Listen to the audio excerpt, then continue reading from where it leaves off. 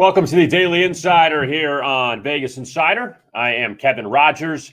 Friday, November 5th, 2021, and a very busy weekend with NFL week number 9, college football week number 10, and also NBA continuing, NHL continuing, college basketball just a few days away starting on Tuesday. Now that baseball's in the rearview mirror. So a lot going on and a lot of football to discuss with Mark Franco talking NFL in just a few moments. Brian Edwards will talk college football in about 15 minutes or so.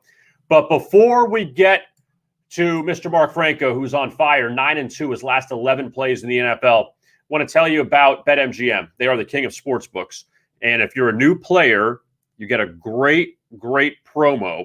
Bet $10 to win $200 if your team scores a touchdown. That's right. Bet on any NFL money line. And if your team scores a touchdown, you'll receive an additional $200 in free bets. Again, for new players only, must be 21 years or older and eligible in the following states: Arizona, New Jersey, Indiana, Colorado, Tennessee, West Virginia, Iowa, Virginia, Michigan, Pennsylvania, and Washington, D.C. only. Full terms and conditions apply. That is BetMGM, and they are the king of sports books. All right, let's bring on Mark Franco, who has been absolutely on fire of late in the NFL. 9-2, Mark, the last 2 weeks in the NFL. Not too shabby, my friend. How are you? I'm doing well, Kevin. Thanks for having me. And the way you just rambled off all those states with that promotion, it's just so weird to see gambling everywhere. I mean, when I first moved to Nevada 21 years ago, obviously this was the only place you can wager on sports. And now it seems like there's more states than not that you can wager in. So I think, the public is finally, or the politicians, I should say, finally woke up and realized people are betting anyway. So I think it's great. And a lot of people said it would hurt Las Vegas. It hasn't hurt Las Vegas at all. I mean, people are still going to come here.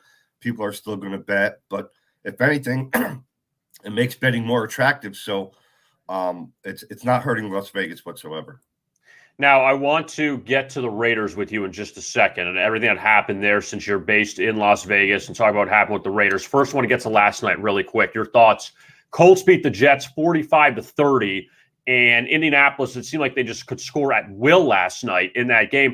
And I'll tell you something, Mark. The Colts, who got off to a bit of a rough start, if you take away that Baltimore game that they should have won, and even the Tennessee game, this team has been competitive, and this is a borderline playoff team now in the AFC.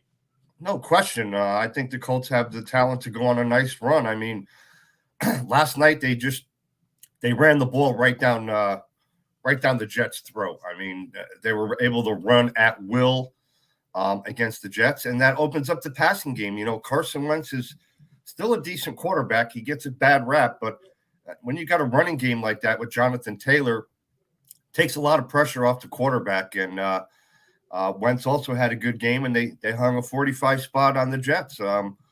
Was an entertaining game because it was high scoring. I felt bad for Mike White after he played such a tremendous game last Sunday that he had to get hurt and watch it from the sidelines. But it was a good game last night.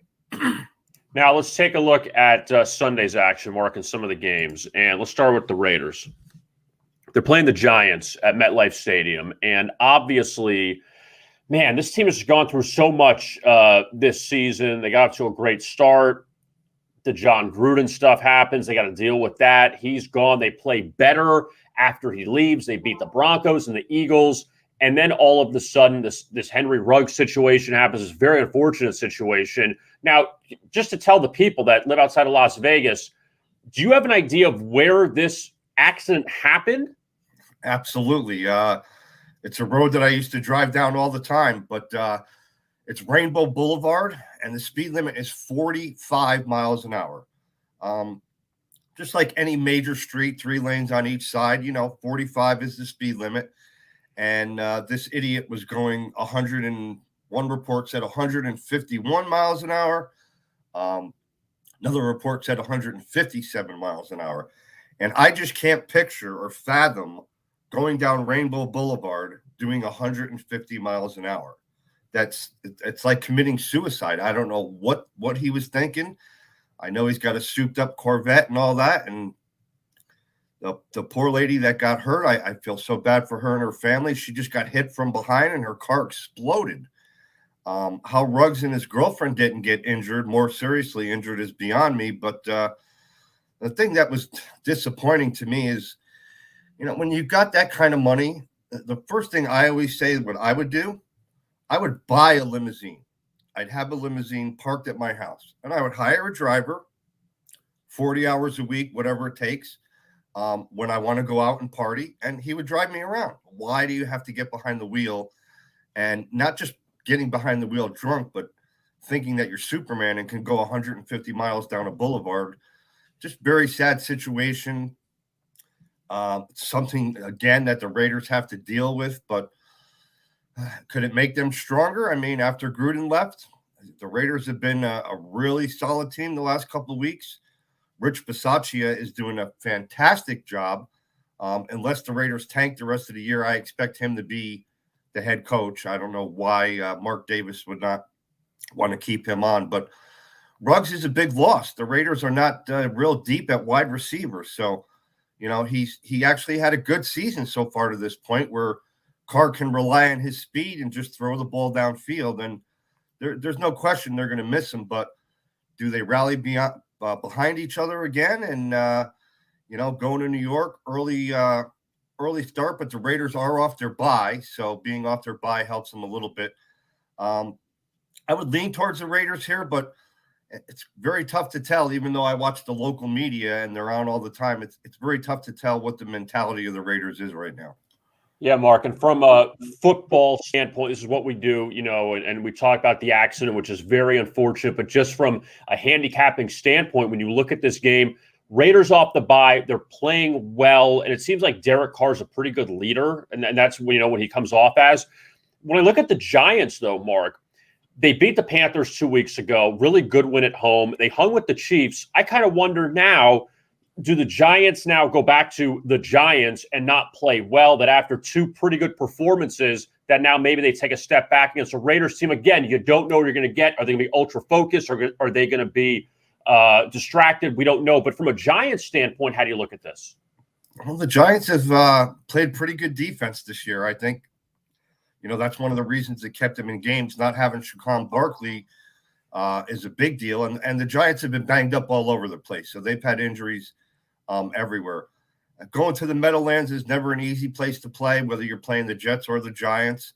I think this game comes down to, can the Giants slow down the Raiders offense? Because the Raiders offense is, Derek Carr, to me, is having an MVP season. And when you say leader, this guy is a leader. From all the local stuff that I watch, players respect him. He's the leader in that locker room. Coach Bisaccia is giving him, I don't want to say free reins, but letting him input in the play calling. And I mean, I'd have to lean the Raiders here, but I would lean that way with caution.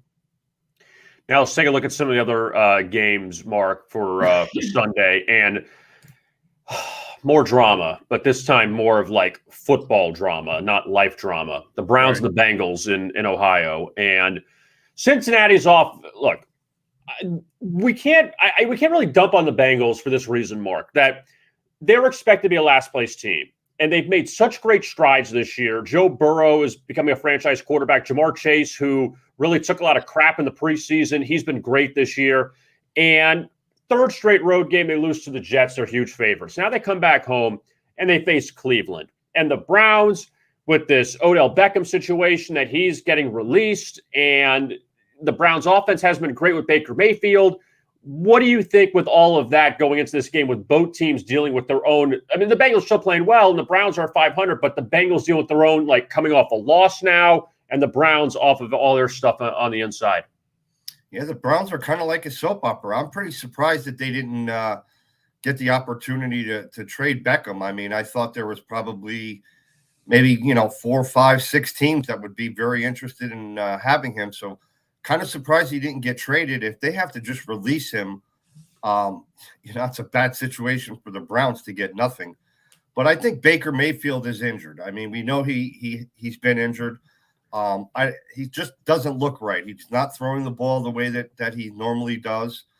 And the Browns have, everybody says they have a good defense, but they're a leaky defense. So when it comes to the Bengals, one of my 2 losses over the last 2 weeks was taking Cincinnati in that spot against the Jets last week. And pretty much right after the game started, I said to myself, what the hell was I thinking? Especially I broke 2 rules that I kind of have. Don't lay double digits in the NFL, and don't bet on a team that's playing their 3rd road game in 3 weeks. But I went against that, and obviously it burned me. The Jets played a real good game against Cincinnati. I have to give Jets credit in that one. Compared to the way they looked last night, it was like night and day. But tough game here. I mean, Cincinnati has definitely been a surprise. I would say Cleveland's been a little bit of a disappointment, not a huge one. Total at 47. I just got a feeling this game might come down to whoever has the best defense. So I'd have a slight lean towards the under in that one. Plus, also got to keep an eye out now, Kev. I try not to do it until late Friday night, but look at weather reports because, weather has not really been an issue in any NFL game so far this year. Maybe some wind and rain, but now is the time of year where you absolutely have to check weather reports. Yeah, we'll see what Cleveland does after that loss to Pittsburgh last week and all the drama they've been dealing with. Now we head to the Battle of Purples, Mark, the Ravens and the Vikings. And for Minnesota, they're so baffling at times. They lose that game at Dallas last week against Cooper Rush. You don't have to deal with Dak Prescott. They still lose at home.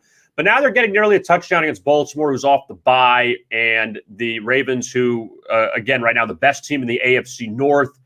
They've played extremely well this season. Do you look at Baltimore off the bye or Minnesota? They rebound after the Dallas loss.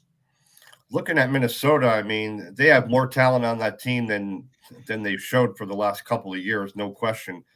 When it comes to the Ravens, they probably got a very bitter taste in their mouth coming off that game 2 weeks ago against the Bengals, where the Bengals pretty much just totally dominated them. So I think the Ravens off of bye are going to come out totally focused. Mike Zimmer and the Vikings. Mike Zimmer used to be a great cover coach. Not so much the last couple of years. So I would be hesitant to take the Vikings on the road.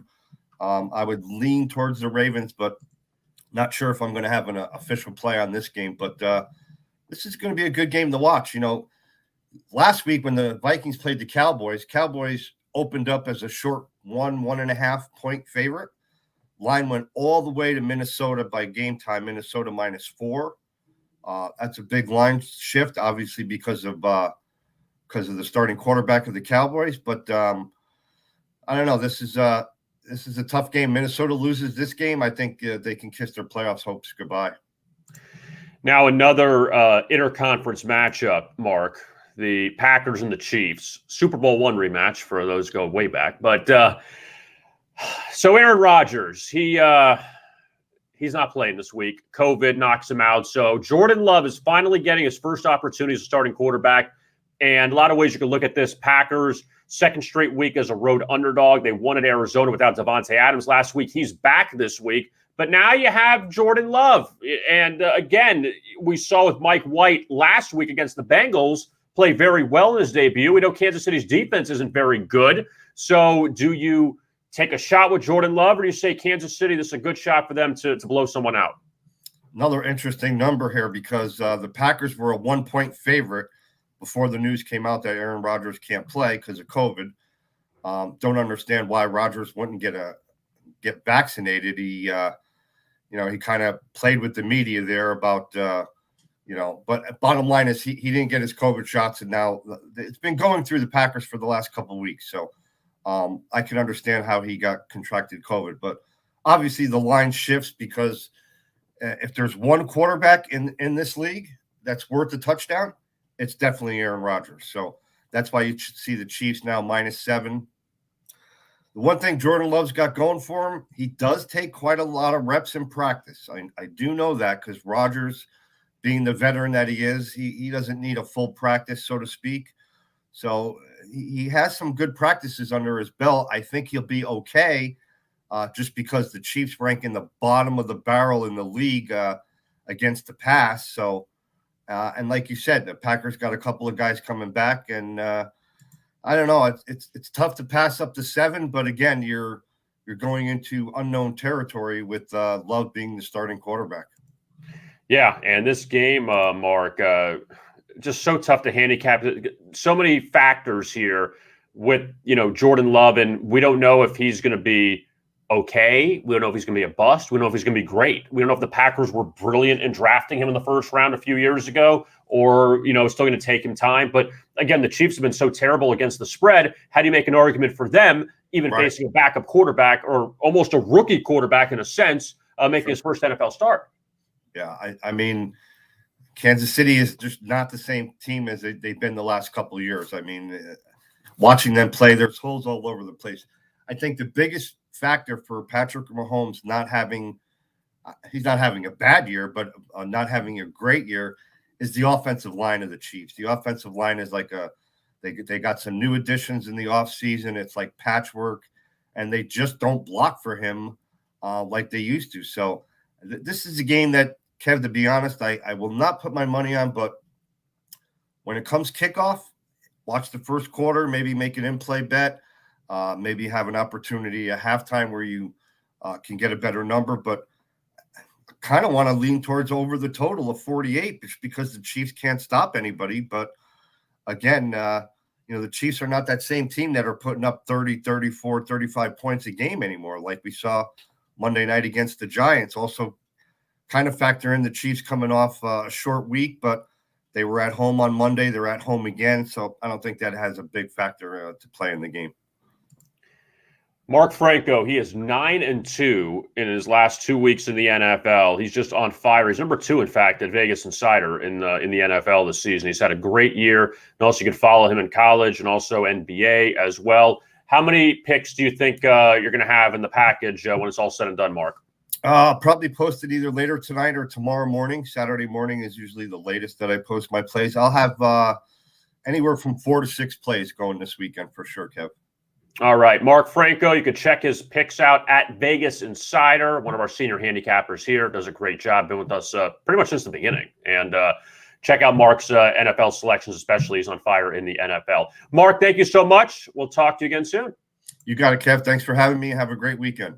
All right, you too. There is Mark Franco, and we'll get to Brian Edwards coming up in just a second to talk college football. But before we get to Brian, that's right, you want to wear that crown? You want to be the GOAT? It begins today. It's the Sportsbook National Championship from DraftKings, and it starts today in Weehawken, New Jersey, right outside of New York City at the Enview Hotel. Tournament goes today, tomorrow, and Sunday. $1 million up for grabs. The winner of the tournament will be given a free ticket to the Championship Series Tournament of Champions event in January for an opportunity to compete for bigger money and be crowned as the GOAT. That's the GOAT right there on the screen. Do you want to be the GOAT? You can do it. Players bet on 3 different sports during this tournament: NBA, NFL, college football. It's a $10,000 buy-in for the tournament, and players will receive a $5,000 bankroll for the weekend to use to place bets throughout the tournament by entering a $5,000 pool. Everything is pre-match only. No live betting allowed.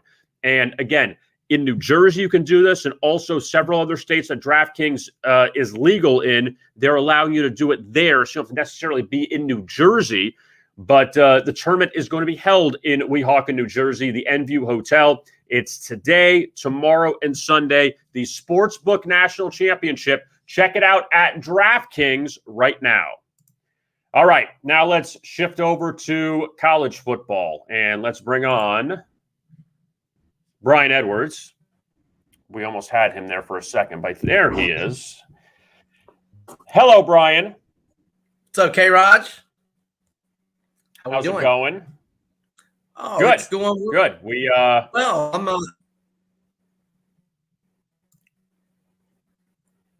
there.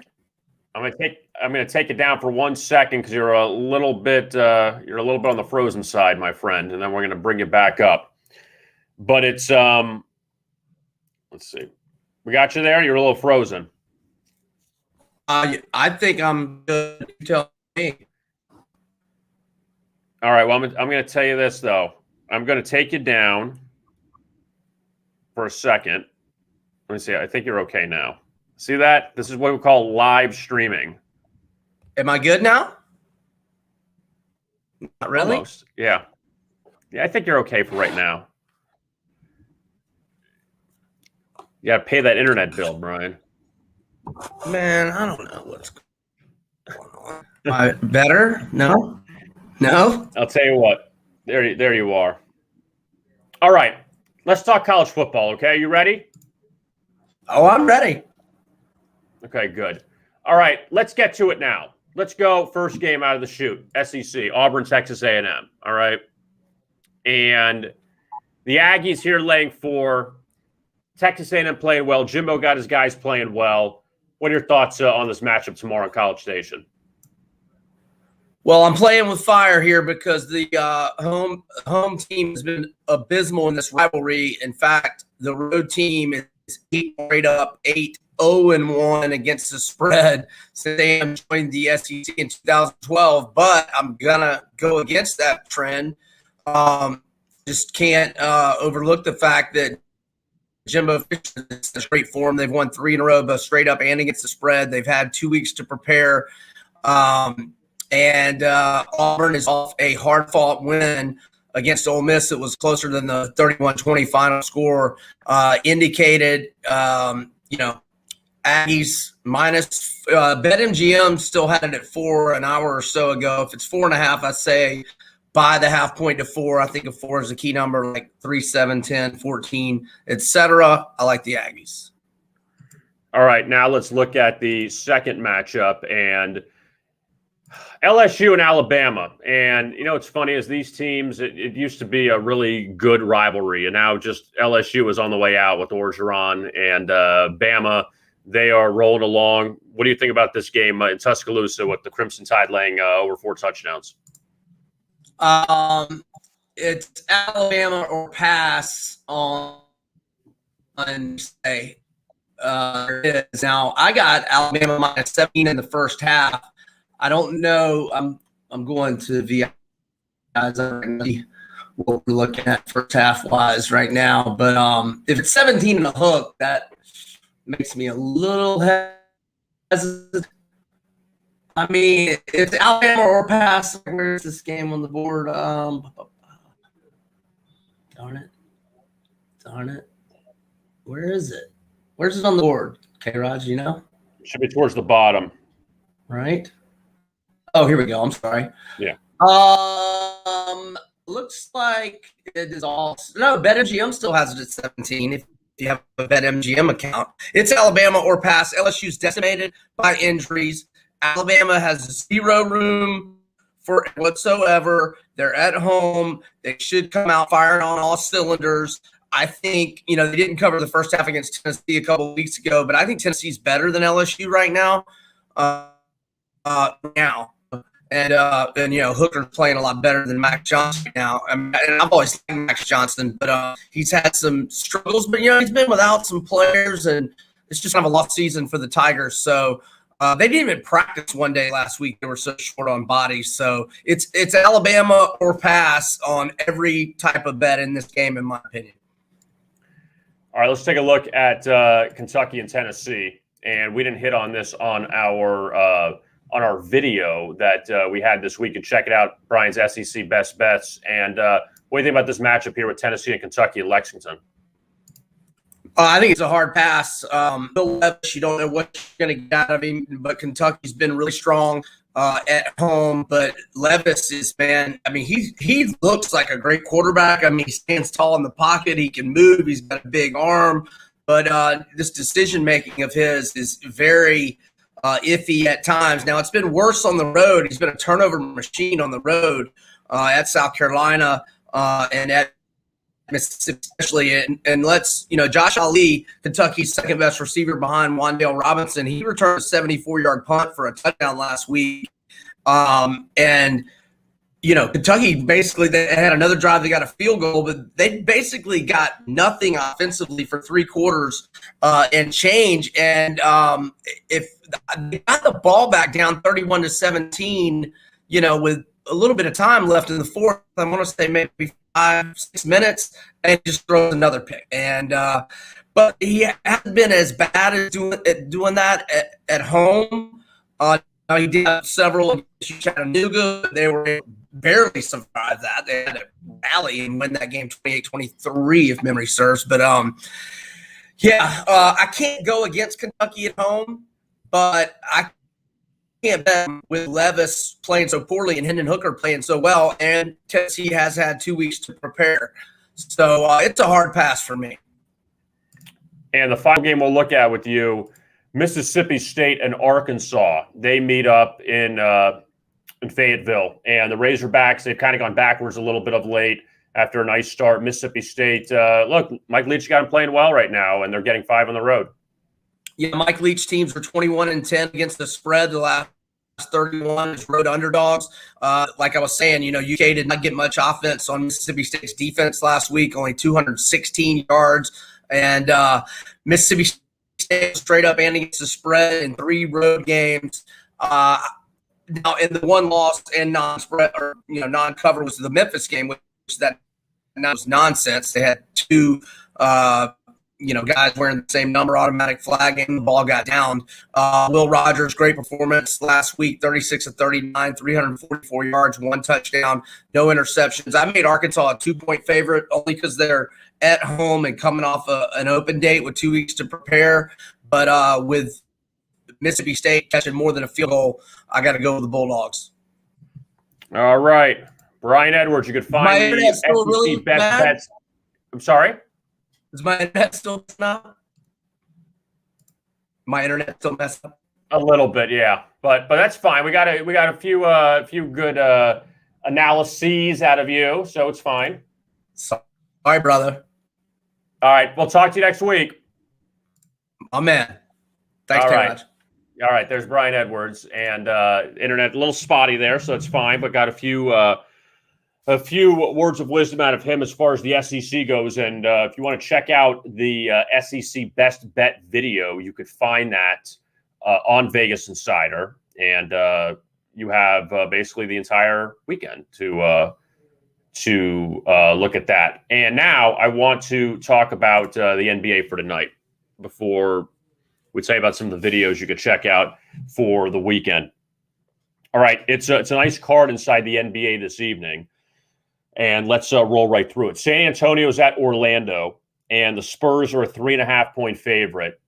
San Antonio's 2-6 in the season. One of those wins came against Orlando back in the opener. And the Spurs have had a lot of tough losses, losing twice to Dallas. They blew that big lead against the Lakers in overtime or lost the game in overtime. They blew the lead in the fourth quarter. Orlando's 2-7. They had kind of a dud against Boston in the second half the other night. Magic have covered a lot as a big underdog. This is the lowest underdog spot they're in this season. So Spurs laying 3.5 there. Nets a 10-point favorite at Detroit. Pistons just lost to the 76ers at home last night. And Detroit just 1-7 out of the chute. Brooklyn 5-3. They beat Atlanta a few nights ago. So the Nets kind of getting it together. They struggled early on.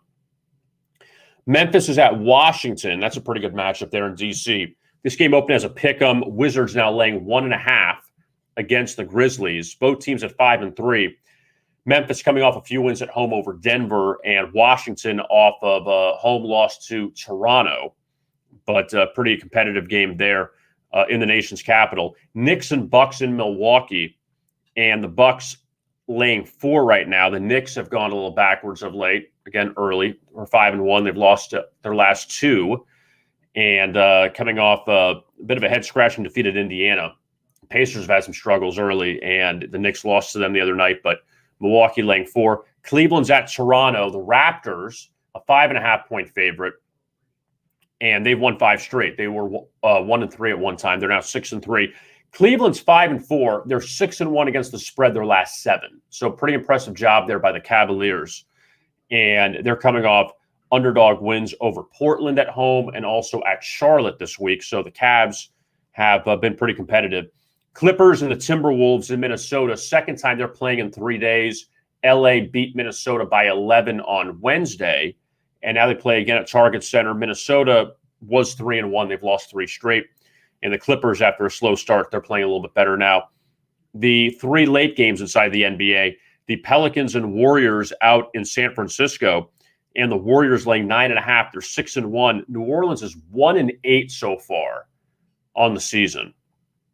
And Golden State, they're playing well. New Orleans, they've hung in a lot of these games. One thing I'll give the Pelicans, Zion Williamson's still hurt, so that's an obvious killer for them. Brandon Ingram's been hurt as well. He's a question mark for tonight with a hip injury. So you lose your 2 best players. Anybody lose their 2 best players, it's going to hurt them.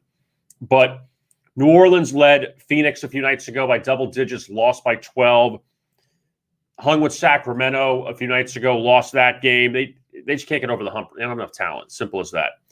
Charlotte is at Sacramento. The Hornets continue their road swing. They lost to Golden State 2 nights ago. Hornets have lost a few in a row now after a nice start.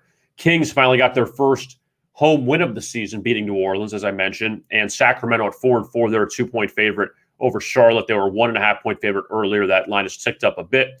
Indiana's at Portland. And the Blazers, a 4.5-point favorite over the Pacers. Road team won each of the 2 meetings last year. Pacers blasted the Blazers in Portland. Portland did the same to Indiana on the road. Portland's been bad so far on the road, 0-4, but 3-1 at home.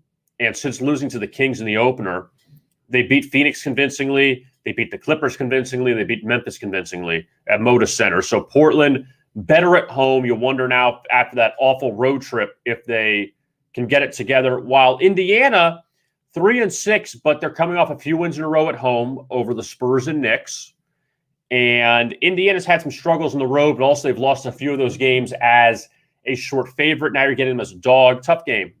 I do like Portland, though. I lean towards them. I think they get back on track at home.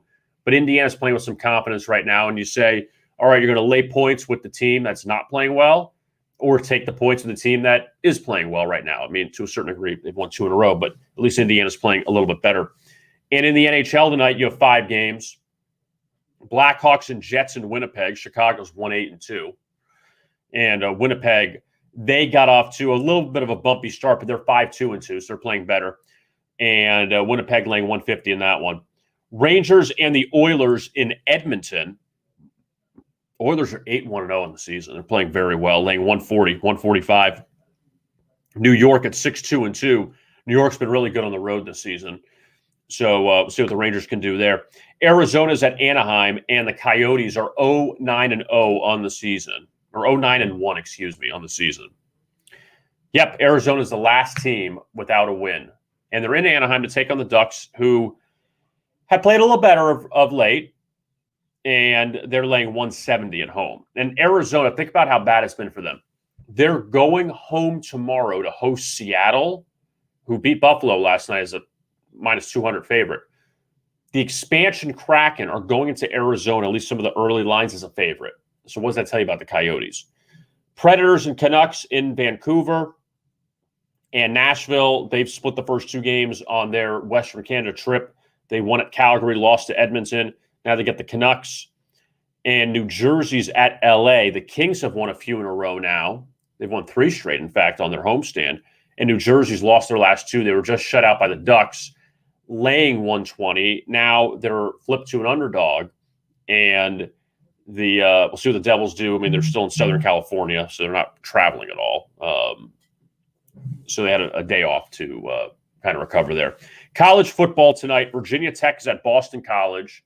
ACC battle. Hokies laying 2.5. The number was up to 3. Now it's down to 2.5.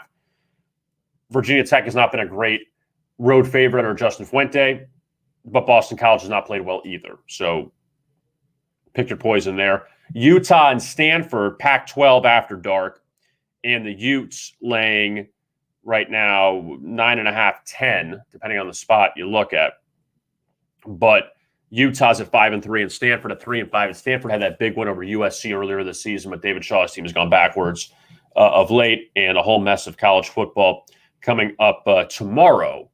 And then you have the NFL on Sunday. Now, speaking of the NFL, as far as our best bets. So if you've tuned into the Daily Insider every week, I thank you. If it's your first time, we welcome you. So no shame if it's your first time. But I give out 2 best bets for the NFL every Friday. The last 3 weeks were 6-0. That means we could be in line for a bad week. But we're going to ride it, though. And last week we had the Panthers and the Saints. We had the Panthers, and they won outright at Atlanta, and we had the Saints, who won outright over Tampa Bay. So let's look at this week. All right.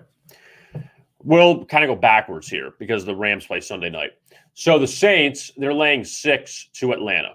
And Trevor Siemian is starting. So you're trusting Trevor Siemian as a favorite. Now, the Saints are off a big win over Tampa Bay last week. Now, chances are the Saints won't catch the Buccaneers in the NFC South when it's all said and done. But the Buccaneers don't play this week. And New Orleans, with a win over Atlanta, they'd be 6-2. And Tampa Bay's at 7-1. And they've beaten Tampa Bay once. So for New Orleans, this is a big spot for them. Big divisional game. Big spot also to avoid a letdown. Atlanta's 3-4. They are so freaking inconsistent. And they've beaten the Jets, the Dolphins, the Giants, not very good teams. New Orleans is... The funny thing about New Orleans is when you look at the rest of the NFC, Tampa Bay, Arizona, Green Bay, the Rams, Dallas even, 5 teams right there that are just quality teams that could be in the Super Bowl. New Orleans is a pretty good team, and they're still behind all of them. But New Orleans should take care of business on Sunday and beat Atlanta. Now, the other game, the Rams, they face Tennessee. And Derrick Henry's out for the remainder of the season. That's what it looks like.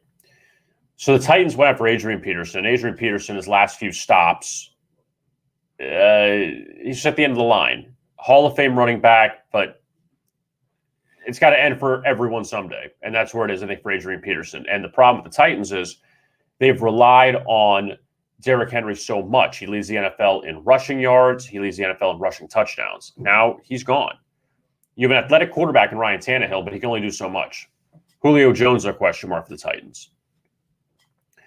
When I look at the Rams, they're coming off 2 non-covers the last 2 weeks against Detroit and against Houston, laying 17 in those games, 16.5, 17. Now you're laying 7, much more manageable number.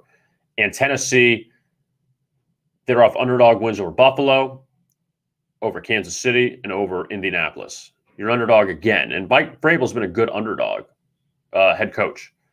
But I just think this is a spot where the Rams, they end up getting that cover. What's funny is we're in week 9. Underdogs in the NFL on Sunday Night Football against the spread are 7-1. The only loss was the Rams in week 1. The Rams destroyed the Bears. So since then, it's been 7 straight underdogs. That's got to come back. We're favorite cashes on Sunday night. So I'm going to take the Rams and the Saints this week as the best bets. Now, a couple reminders. I don't know if it's reminders or just letting you know. So the Breeders' Cup, that begins today out in California at Del Mar. Anthony Stabile, who's one of the best out there as far as horse racing, predictions, analysis, all of it. He's done it for 3 decades. He has his predictions you could find on our video on our YouTube channel, looking ahead to today, the Juvenile, bunch of races today. Tomorrow, you have the Classic, the Distaff. He goes over those races as well on our video. You can find that on our YouTube channel. And also, you can find his analysis, his horse racing analysis on our horse racing page at Vegas Insider and also on our homepage.